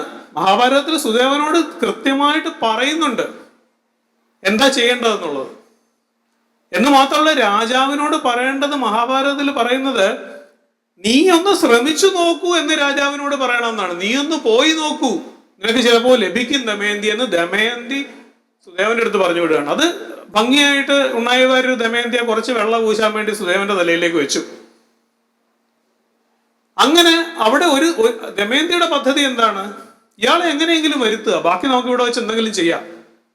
അങ്ങനെ വരുത്തണമെന്നുണ്ടെങ്കിൽ എന്താണ്? ഈ അതിപ്രായോഗികതയുടെ ഒരു മാർഗമാണ് ദമയന്തിയുടെ പദ്ധതി. ഇങ്ങനെ രണ്ട് പദ്ധതികളാണ് 3-ാം ദിവസത്തിൽ രൂപപ്പെട്ടു വരുന്നത്. ഒന്ന്, കർക്കോടകൻ പറഞ്ഞതുപോലെ അക്ഷഹൃദയം നേടുക, അതിനുശേഷം ദമയന്തിയെ പോയി കാണുക, രാജ്യം തിരിച്ചു പിടിക്കുക. പ്രഥമ ലക്ഷ്യം അക്ഷഹൃദയമാണ്. അതല്ലെങ്കിൽ വീണ്ടും കലിയുടെ ബാധ തുടർന്നുകൊണ്ടേയിരിക്കും. അത് നളന്റെ പദ്ധതി. ഇപ്പത്തെ ദമയന്തിയുടെ പദ്ധതി, കല്യാണക്കാര്യം പറഞ്ഞായാലും ഇയാളെ പ്രൊവോക്ക് ചെയ്ത് എങ്ങനെങ്കിലും ഇവിടെ കൊണ്ടുവന്നതിന് ശേഷം നമുക്ക് എങ്ങനെയാന്ന് വെച്ചാൽ മാനേജ് ചെയ്യാം. രണ്ട് പദ്ധതികളാണ് 3-ാം ദിവസത്തിൽ രൂപപ്പെട്ടത്. ഇതിൽ ആദ്യത്തെ പദ്ധതി, നളന്റെ പദ്ധതി, ദമയന്തി തന്നെ എറിഞ്ഞു പൊളിച്ചു. സുദേവനെ വിട്ടു. നളന് നിക്കക്കളി ഇല്ലാതായി. അക്ഷഹൃദയം കിട്ടുന്നത് വരെ വെയിറ്റ് ചെയ്യാൻ പറ്റാതെയായി. പോകുന്ന വഴിക്ക് അക്ഷയഹൃദയം കിട്ടി എന്നുള്ളത് നല്ല കാര്യം. പക്ഷേ അയാളുടെ മനസ്സിലുണ്ടായിരുന്ന പദ്ധതി അവിടെ തകർക്കപ്പെട്ടു. തന്റെ പദ്ധതി തകർന്നതിന്റെ ചിന്തയുമായിട്ടാണ് നളൻ അവിടെ ചെല്ലുന്നത്. ദമയന്തിയുടെ പദ്ധതിയും തകർന്നു. എപ്പോഴാ? 4-ാം ദിവസത്തില്. ചാരേ വന്ന തേരിൽ ആര് മൂവരിവർ, വൈരസേനി ഇല്ല, രാജാ രതീശ സുഭകൻ, കോടി കാമകോടി സുഷമൻ, ആ രൂപമില്ല. ദമയന്തി എന്താ പ്രതീക്ഷിച്ചത്? നളനാണെന്ന് ഉറപ്പാക്കി. ആ മറുപടി പറയാൻ നളന് മാത്രമേ കഴിയൂ. അത് ഭാരതത്തിലെ മറുപടി അത് കൃത്യമാണ്. നമ്മള് ആട്ടക്കഥയിലേക്ക് വരുമ്പോൾ കുറച്ച് ഡൈലൂട്ട് ചെയ്തിട്ടുണ്ട്. എന്ന് മാത്രമല്ല, ഭാരതത്തിൽ അങ്ങോട്ട് പറഞ്ഞു വിടുന്നതും അങ്ങനെ തന്നെയാണ്. നീ ആ മുറിച്ചു കൊണ്ടുപോയതിന്റെ ബാക്കി വേഷം കൊടുത്ത് അന്ന് നിന്ന് ഇപ്പോഴും നിൽക്കുകയാണ്. അവിടെ ആത്മഹത്യയുടെ ഭീഷണി ഒന്നുമില്ല. ഞാനിങ്ങനെ ജീവിച്ചിരിക്കുമോ എന്നറിയാം, യാവദസു നിയമം അതുമില്ല എന്നുള്ള ഭീഷണി ഒന്നും അവിടെ ഇല്ല. അവിടെ വളരെ ദീനതയോടുകൂടിയാണ് പറയുന്നത്, നീ അന്ന് എന്നെ ഉപേക്ഷിച്ച വേഷത്തിൽ ഞാൻ കാത്തിരിക്കുകയാണ് നിന്നെ. അതിന് നളൻ മറുപടി പറയുന്നത്, ഭർത്താവ് തെറ്റ് ചെയ്താലും നീ സഹിക്കണം, നീ കാത്തിരിക്കണം എന്നൊക്കെ ഉള്ളതാണ്. ഞാനൊരു ആപത്തിൽപ്പെട്ടിരിക്കുകയാണെന്ന് അവിടെ പറയുന്നുണ്ട്. മഹാഭാരതത്തിൽ അത് പറയുന്നുണ്ട്. ഉണ്ണായിവാര്യർ നാടകീയതയ്ക്ക് വേണ്ടിയാകണം അതൊക്കെ ഒഴിവാക്കി എന്ന് മാത്രമല്ല, യാവതസു നിയമം അതുമില്ല എന്നുള്ളതിന്റെ അന്വയം. ഞാൻ അന്വയം മറന്നുപോയി, എനിക്ക് സംസ്കൃതം വലിയ പിടിയില്ല. അത് രണ്ടർത്ഥത്തിൽ അന്വയിക്കാം. ഒന്ന്, ഞാൻ ഇങ്ങനെ എത്ര കാലം ജീവിച്ചിരിക്കുമെന്ന് എനിക്ക് അറിയില്ല എന്നും, എന്റെ ഈ പാതിവൃത്യം സംരക്ഷിച്ചുകൊണ്ട് ഞാൻ എത്ര നാൾ കാത്തിരിക്കുമെന്നും എനിക്കറിയില്ല. ഇങ്ങനെ രണ്ടർത്ഥവും എടുക്കാം. ഒരുപക്ഷെ ആ അർത്ഥം എടുത്തിട്ടായിരിക്കും നളൻ മറുപടി പറഞ്ഞത് പാതിവൃത്യം എന്നുള്ള ചട്ടയും അങ്ങനെ കുലസ്ത്രീകൾക്ക് അതെല്ലാം പാലിച്ച് നീ കാത്തിരിക്കണം എന്ന് പറഞ്ഞത്. ഏതായാലും പറഞ്ഞു വിട്ടു. അങ്ങനെ ആ പദ്ധതി അവിടെ പൊളിഞ്ഞു. പക്ഷേ ഉണ്ണായിവാര്യരുടെ 3-ാം ദിവസത്തിൽ പർണാദൻ തിരിച്ചു വന്ന് പറയുമ്പോൾ മനഃപൂർവ്വം വിട്ടതോ ഒഴിവായി പോയതോ ഒരു കാര്യമുണ്ട്. ഋതുവർണ്ണ സാരഥി ധീമൻ ബാഹുക സപ്ഞൻ ഇത്രയേ പറയുന്നുള്ളൂ. എന്റെ പുറകിൽ കൂടി വന്ന് ഋതുവർണ്ണന്റെ സാരഥിയായ ബാഹുകൻ എന്ന് പേരുള്ള ഒരു ധീരൻ എന്നോട് ഇപ്രകാരം പറഞ്ഞു. ബാഹുകൻ എന്നുള്ള പേരുള്ള എന്നേ പറഞ്ഞിട്ടുള്ളൂ. പക്ഷെ ഭാരതത്തില് മുണ്ടൻ കയ്യൻ വിരൂപൻ എന്നൊക്കെ രൂപവും കൂടി പറയുന്നുണ്ട്. ഇവിടെ രൂപം ഒഴിവാക്കി. എങ്കിൽ മാത്രമേ വൈരസേനി ഇല്ല എന്ന് പറയാൻ പറ്റൂ. കാര്യം മുണ്ടൻ കയ്യനായ ഒരാളാണ് മറുപടി പറഞ്ഞതെന്ന് പർണാദൻ തിരിച്ചു വന്ന് പറഞ്ഞെങ്കിൽ അങ്ങനെ ഒരാളെ അല്ലേ അവിടെ പ്രതീക്ഷിക്കുകയുള്ളൂ തേര് വരുമ്പോ. അവിടെ അത് ഒഴിവാക്കി. ചാരയെ വന്ന തേരിൽ 3 പേർ. അതുവരെ 4-ാം ദിവസം തുടങ്ങുമ്പോൾ ശ്രദ്ധിച്ച ഒരു കാര്യം, നമുക്ക് മനസ്സിലാക്കാവുന്ന ഒരു കാര്യം എന്താ വെച്ചാൽ, രണ്ടുപേരും വളരെ സന്തോഷത്തിലാണ്. 4-ാം ദിവസം തുടങ്ങുമ്പോൾ കലി ഒഴിഞ്ഞു, അക്ഷഹൃദയം കിട്ടി, കലി ഒഴിഞ്ഞു. നളൻ പ്രതീക്ഷിക്കാത്തൊരു കാര്യമാണ് 3-ാം ദിവസത്തിന്റെ ഒടുവിൽ സംഭവിച്ചത്. കലി ഒഴിഞ്ഞു. കലി ഒഴിഞ്ഞ സന്തോഷത്തിലാണ് കാമിനിയെ കാണാൻ കൂടുതൽ വേഗത്തിൽ തേരോടിച്ച് അവൻ വന്നു എന്നാണ് 4-ാം ദിവസം തുടങ്ങുന്നത്. ദമയന്തിയോ തന്നെയാണ് പറയുന്നത്. സ്വല്പപുണ്യായൻ അല്ല, തീർന്നു സന്ദേഹമില്ല എന്നുള്ളതിന്റെ ശ്ലോകത്തില് ഹർഷത്തോടുകൂടി അവൾ കാത്തിരുന്നു. സന്തോഷമാണ് അവിടെ. എല്ലാം ശരിയായി. എന്റെ ചോദ്യത്തിന് മറുപടി പറഞ്ഞയാൾ ഇതാ വരുന്നു, രഥത്തിന്റെ ശബ്ദം കേൾക്കുന്നു. പക്ഷെ അത് പ്രതീക്ഷിച്ചിരുന്ന ദമയന്തിയുടെ പദ്ധതി മുഴുവൻ തകർത്തുകൊണ്ട് അതിൽ നിന്ന് രതീശസുഭകനും കാമകോടി സുഷമയുള്ളവനുമായ നളൻ ഇറങ്ങി വന്നില്ല. പകരം ബാഹുകൻ ഇറങ്ങി വന്നത്. അതോടുകൂടി വീണ്ടും ഇത് രണ്ടും കലങ്ങി മറിഞ്ഞു. അപ്പൊ നളന് നമുക്ക് ചോദിക്കാവുന്ന ഒരു ചോദ്യം, നളൻ 3-ാം ദിവസത്തിൽ പറഞ്ഞില്ലേ, നല്ല എന്താ പറയാ, അപതിഷു മതിഗതി അവൾക്കില്ല, അതിപരിചിതം എനിക്ക് അവൾ ശീലം. അതിനെ പൂർണ്ണമായും ഞാൻ വ്യക്തിപരമായിട്ട് വിശ്വസിക്കുന്നില്ല. കലി ഉണ്ടായിരുന്ന സമയത്തെ അങ്ങോട്ടും ഇങ്ങോട്ടും ചാഞ്ചാടുന്ന മനസ്സിന്റെ ഒരു തോന്നൽ മാത്രമാണ്. അവസാനം വരെയും എന്തിനാണ് ദമയന്തി ഇത് ചെയ്തത് എന്നുള്ളത് നളൻ അറിയാത്തൊരു കാര്യമാണ്. അതറിയാതെ നളൻ ഒരിക്കലും ദമയന്തിയെ സ്വീകരിക്കില്ല. കാരണം നേരത്തെ പറഞ്ഞ ധർമ്മത്തിന്റെ പ്രശ്നം തന്നെയാണ്.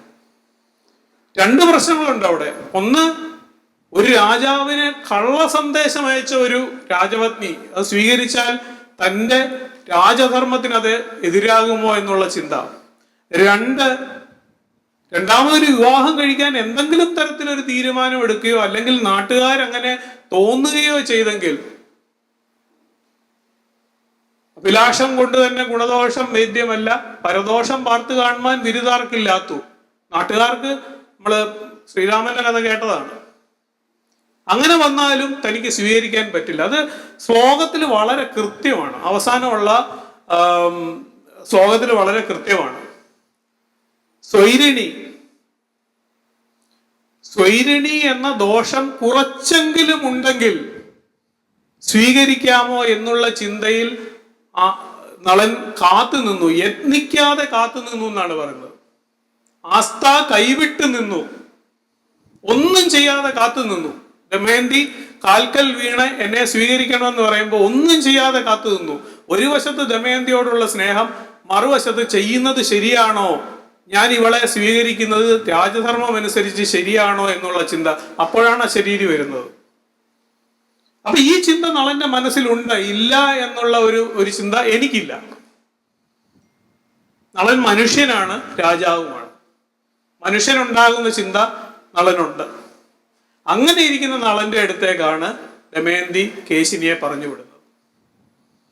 ഈ കേശിനിയെ പറഞ്ഞു വിടുമ്പോൾ പലപ്പോഴും നമ്മൾ പ്രധാനമായിട്ടും വളരെ ഇതായിട്ട് കാണുന്ന ഒരു കാര്യം, എന്തിനാ കേശിനിയെ പറഞ്ഞു വിടുന്നത്? ഇയാള് വിറകില്ലാതെ തീ കത്തിക്കുന്നുണ്ടോ, വെള്ളമില്ലാതെ അടുപ്പ് കത്തിക്കുന്നുണ്ടോ എന്നറിയാനാണെന്നുള്ളതാണ്. അതല്ല. സ്വല്പപുണ്യായ എന്നുള്ള ഇതിൽ ഒരു ചരണം നമ്മൾ വിട്ടുകളയുന്നുണ്ട്. അവിടെ കൃത്യമായിട്ട് പറയുന്നുണ്ട്, വിരൂപ വേഷത്തിൽ വൈരസേനി ഋതുപർണന്റെ സാരഥിയായി കഴിയുന്നു എന്നൊരു ബ്രാഹ്മണൻ എന്നോട് വന്ന് പറഞ്ഞു. നീ അത് അവനോട് പോയി ചോദിച്ച് മനസ്സിലാക്കി വരണം. അതാണ് കേശിനിയുടെ പ്രധാന ദൗത്യം. അതുകൊണ്ടാണ് പർണാദൻ സാകേതത്തിൽ വന്നൊരു വാർത്ത ചൊന്നാൻ അന്നതിന് ഉത്തരം നീ ചൊന്നാനേകൾ, ഇന്നാ മൊഴികൾ നീ താൻ എന്നോട് പറയണം എന്ന് പറയുമ്പോൾ നളനൊരു മറുപടി കൊടുക്കുന്നുണ്ട്. അത് അന്ന് പറഞ്ഞതല്ല, അത് വേറെയാ പറഞ്ഞത്. പക്ഷെ മറുപടി കൊടുത്തു കഴിഞ്ഞതോടുകൂടി കേശിനി തിരിച്ചു പോന്നു. കേശിനിക്ക് അതാണ് അറിയേണ്ടത്, ഈ മറുപടി കൊടുത്തയാൾ ഈ വന്നയാളാണോ? കാരണം എന്താണ്? നളൻ വരും, നളൻ ഉത്തരം പറഞ്ഞയാൾ നളനാണെന്നുള്ള കാര്യത്തിൽ ദമയന്തിക്ക് ഒരു സംശയവുമില്ല. ആകെ സംശയം എന്താ? ഞാൻ പ്രതീക്ഷിച്ച രൂപത്തിലുള്ള ആളല്ല വന്നത്. അപ്പോ അവിടെ ഉത്തരം പറഞ്ഞ ആള് തന്നെയാണോ ഈ തേരിൽ വന്നത് എന്നുള്ളത് ഉറപ്പാക്കണം. അതിനാണ് കേശിനിയെ പ്രധാനമായും വിടുന്നത്. അത് കേശിനി ചോദിച്ചു മനസ്സിലാക്കി. അവിടെ കൃത്യമായി നളൻ പറഞ്ഞു, ഇരുവരിൽ അഹം ബാഹുകൻ ഋതുപർണ ഭൂവ സാരഥി. ഈ രണ്ട് കാര്യങ്ങളാണ് പർണാദൻ വന്ന് പറഞ്ഞത്. എന്റെ പിന്നിൽ കൂടി വന്ന ഋതുപർണ സാരഥിയായ ഒരു ആൾ, ബാഹുകൻ എന്ന് പേരായ ഒരാൾ നീ പറഞ്ഞ സമസ്യയ്ക്ക് ഉത്തരം പറഞ്ഞു. ദമയന്തിക്ക് അറിയേണ്ടത് ആ ഉത്തരം പറഞ്ഞ ആളാണോ ഇവിടെ വന്നിരിക്കുന്നത്. നേരിട്ട് കേശിനി ചോദിച്ചു, നിന്റെ പേരും കുലവും പറയൂ. അയാൾ ഒരു മടിയുമില്ലാതെ പറഞ്ഞു, ഇരുവരിൽ അഹം ബാഹുകൻ ഋതുപർണ ഭൂപ സാരഥി. അത് അയാൾ പറയും. കാരണം വന്നത് താനാണ് എന്ന് ദമയന്തി അറിഞ്ഞില്ലെങ്കിൽ ചിലപ്പോൾ ദമയന്തി പിന്നീട് ഒന്നും പ്രവർത്തിക്കില്ല. കാരണം രൂപം മാറിയിരിക്കുന്നു. ദമയന്തിക്ക് തോന്നുകയാണ്, ഞാൻ വിചാരിച്ച ആളല്ല വന്നത്, ശരി എന്നാ പിന്നെ ഈ പ്രയത്നമൊക്കെ ഇവിടെ നിർത്താമെന്ന് വിചാരിച്ചാൽ ഒരിക്കലും നളന് ദമയന്തിയെ കാണാൻ കഴിയില്ല. അതുകൊണ്ട് ഐഡന്റിറ്റി നല്ല കൃത്യമായിട്ട് വെളിവാക്കുന്നുണ്ട്. ബാഹുകൻ എന്നുള്ള പേരാണ് താൻ പർണാദനോട് പറഞ്ഞതെന്നറിയാം. ആ പേര് ഇവിടെയും പറഞ്ഞു.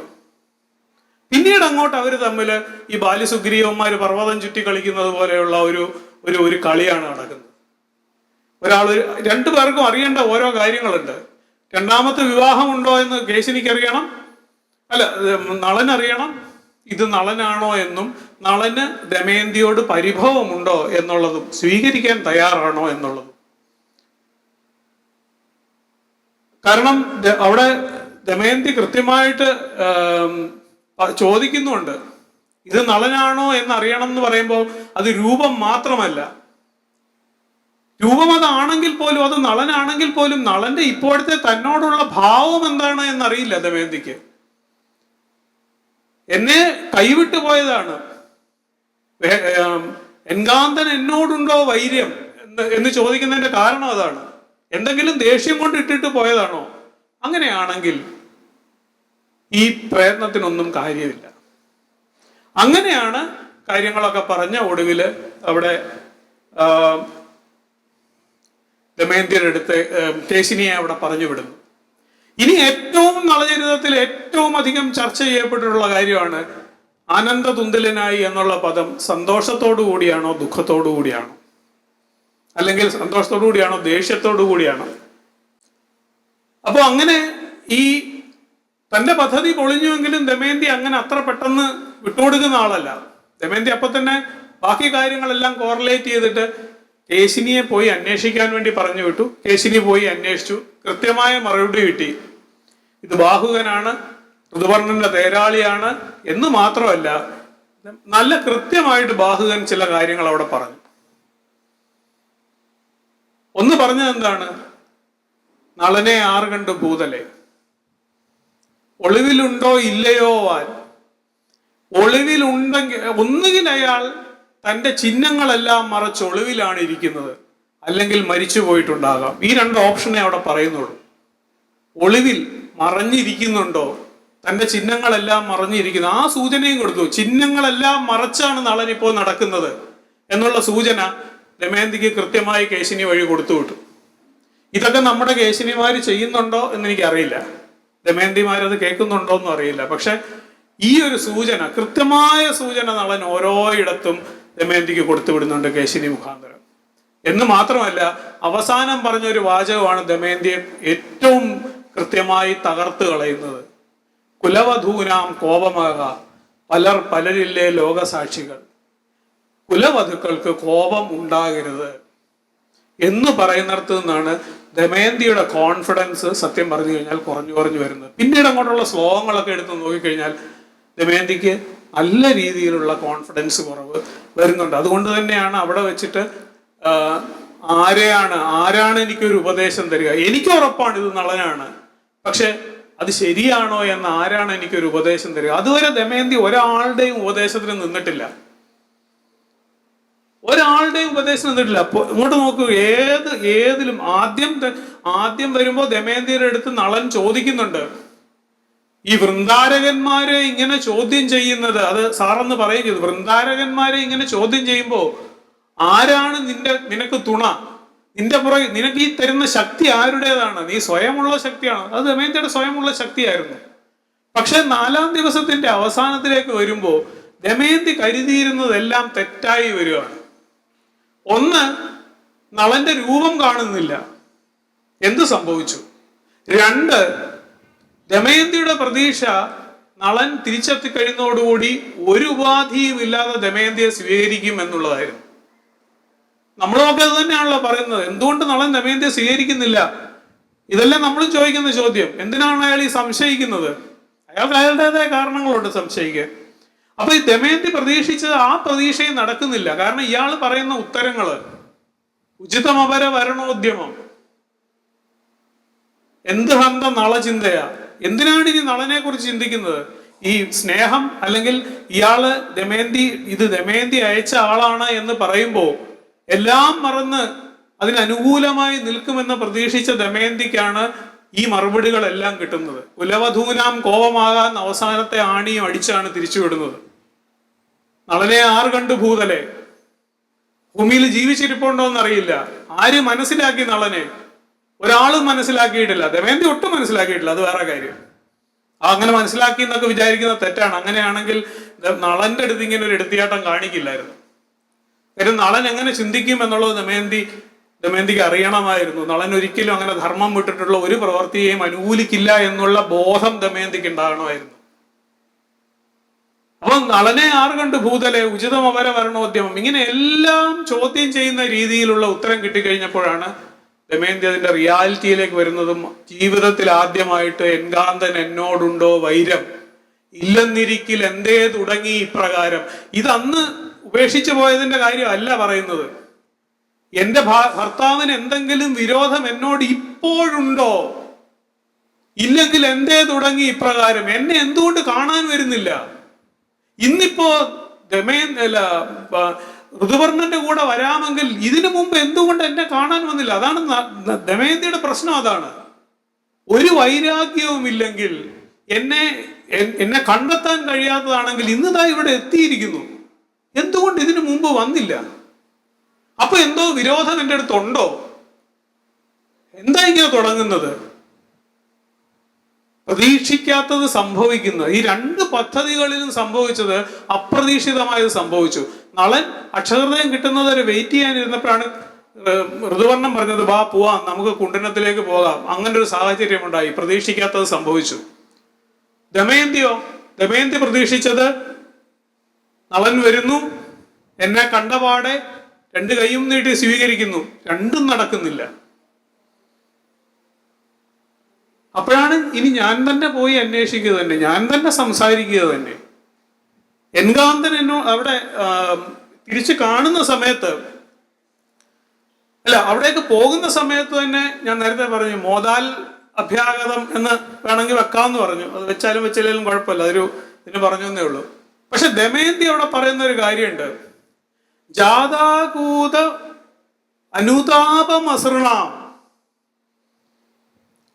100 കണക്കിനുള്ള ചിന്തകള്, 100 കണക്കിനുള്ള സംശയങ്ങൾ, അങ്ങനെയുള്ള 100 കണക്കിനുള്ള ഈ കാര്യങ്ങൾ ഇങ്ങനെ മനസ്സിൽ ആലോചിച്ചിട്ട് അനുതാപ മസൃണ, പശ്ചാത്താപം കൊണ്ട് സ്നിഗ്ധയായ ദമയന്തി ഇങ്ങനെ നിലവിളിച്ചു എന്നാണ് പദ്യം.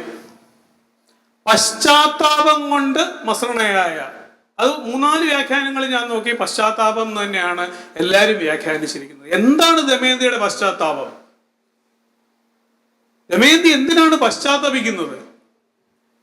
എം എസ് ശാസ്ത്രികൾ പറയുന്ന ന്യായം എന്ന് പറയുന്നത്, ഞാൻ സൂക്ഷിക്കേണ്ടതായിരുന്നു, ഇയാൾ ഒളിച്ചോ ഓടിപ്പോയി കളയുമോ എന്ന് സൂക്ഷിക്കേണ്ടതായിരുന്നു, അത് ഞാൻ ചെയ്തില്ല എന്നുള്ളതിന്റെ പശ്ചാത്തലമാണ്. അതല്ല, താൻ ചെയ്തത് തെറ്റായിട്ട് നളൻ കാണുന്നു, തന്റെ പ്രവർത്തികളെ നളൻ അംഗീകരിക്കുന്നില്ല, അതിനെ അയാൾ എതിർക്കുന്നു എന്നുള്ളതില് താൻ ചെയ്ത പ്രവർത്തികൾ തെറ്റായോ എന്നുള്ള തോന്നല് ദമയന്തിക്ക് അവിടെ വരുന്നുണ്ട്. എന്നെ ഒരു ദമയന്തി വിരുദ്ധനായി കാണരുത്, അങ്ങനെ ഒരു സാധ്യത അവിടെ വരുന്നുണ്ട്. അതുകൊണ്ടാണ് വീണ്ടും ദമയന്തി അവിടെ ചെന്നിട്ട് നളനോട് മഹാഭാരതത്തിൽ പറഞ്ഞ പോലെ നേരിട്ടല്ല ചോദ്യം.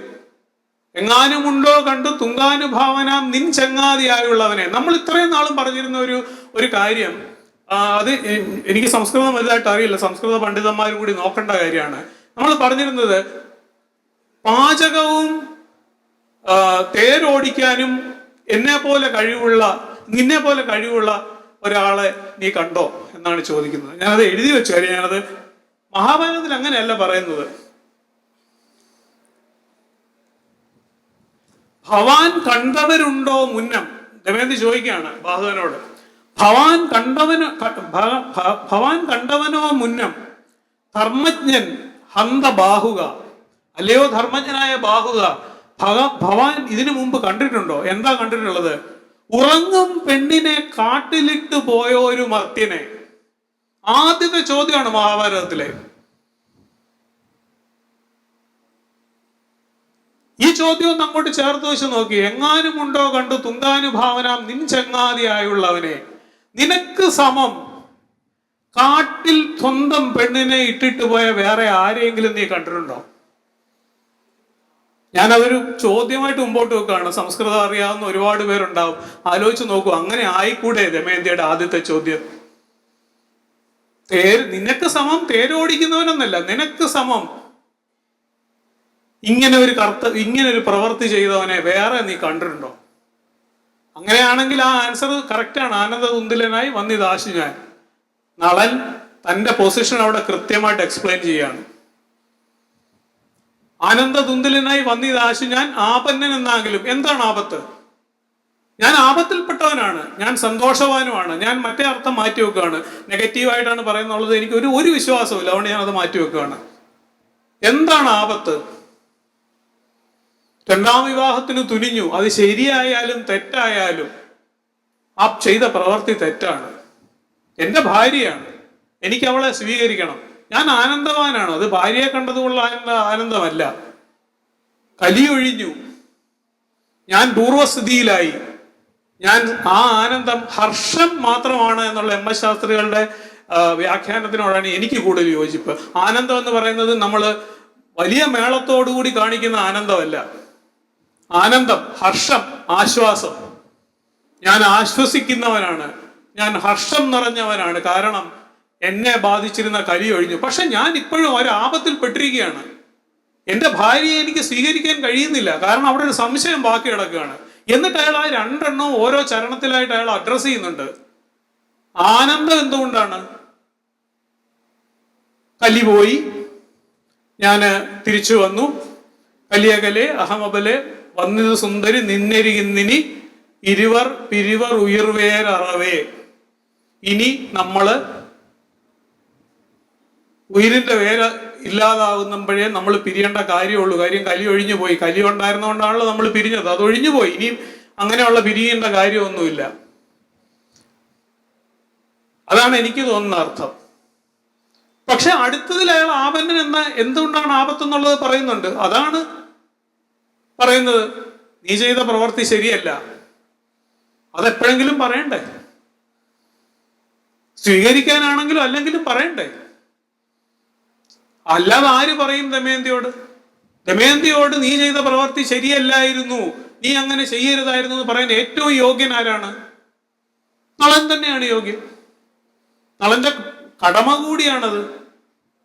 ഏറ്റവും വേണ്ടപ്പെട്ടവർ ചെയ്യുന്ന തെറ്റിനെ തിരുത്തേണ്ടത് കടമ തന്നെയാണ്. അത് തെറ്റാണ് എന്നുള്ളതിൽ നമുക്ക് ആർക്കും സംശയമൊന്നുമില്ല. ഒരു രാജാവിൻ്റെ അടുത്ത് പോയി കള്ളം പറയുന്നതാണെങ്കിലും ഭർത്താവ് ജീവിച്ചിരിക്കുമ്പോൾ തന്നെ മറ്റൊരു ആളെ വിവാഹം കഴിക്കാൻ വേണ്ടി തീരുമാനിക്കുന്നതായാലും രണ്ട് രീതിയിലെടുത്താലും അത് തെറ്റാണ്.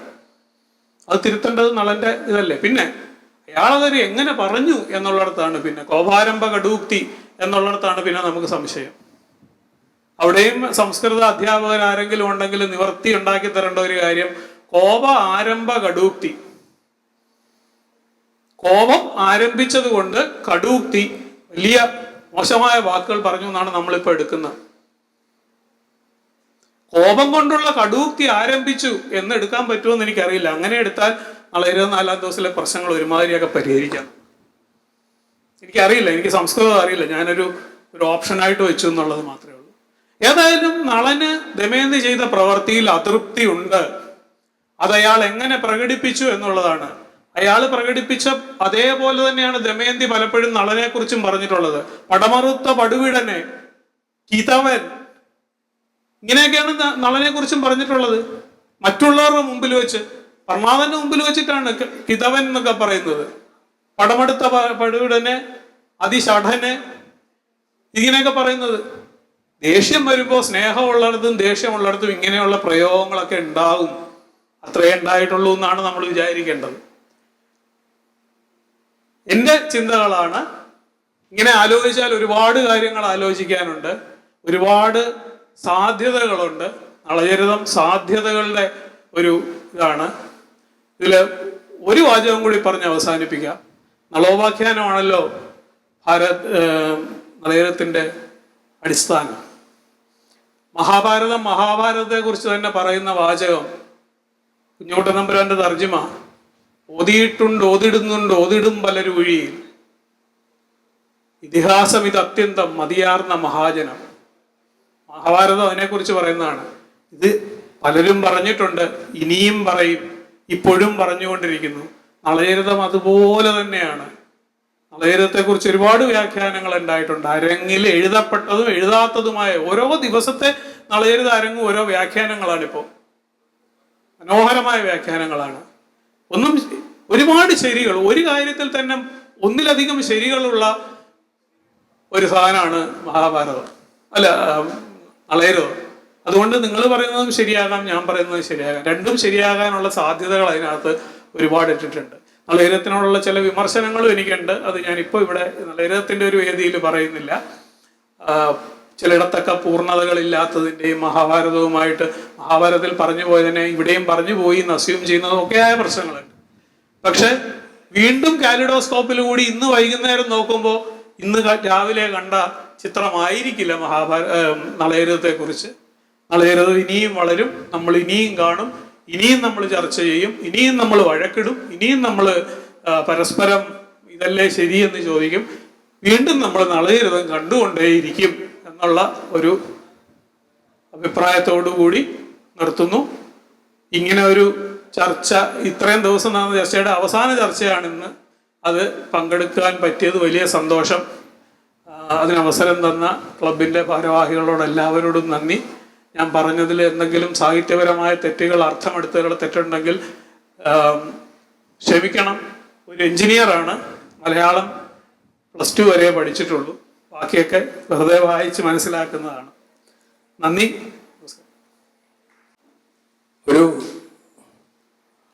കുറേ ദിവസങ്ങളായിട്ട്, ഇന്ന് കൃത്യമായിട്ട് പറഞ്ഞാൽ ഡോക്ടർ പി വേണുഗോപാൽ ഒരു 15 മണിക്കൂറോളം നളചരിതത്തെക്കുറിച്ച് സംസാരിച്ച് നമ്മളൊക്കെ ബോധം കെടുത്തി. അതിന് ശേഷം ഈ 16 ദിവസവും തുടർച്ചയായിട്ട് നളചരിതത്തിനെ കുറിച്ച് സംസാരിച്ച് വന്നപ്പോൾ വെറുതെ അല്ല ഈ മഹാനെ നമ്മൾ ഇത്രയും ബഹുമാനിക്കുന്നത് എന്ന് വീണ്ടും 300 കൊല്ലം മുമ്പ് എഴുതപ്പെട്ട ഒരിത് ഇന്നും പുതിയ ഭാഷയിൽ ചർച്ച ചെയ്യപ്പെടുക. ഇനിയും തീരുന്നില്ല.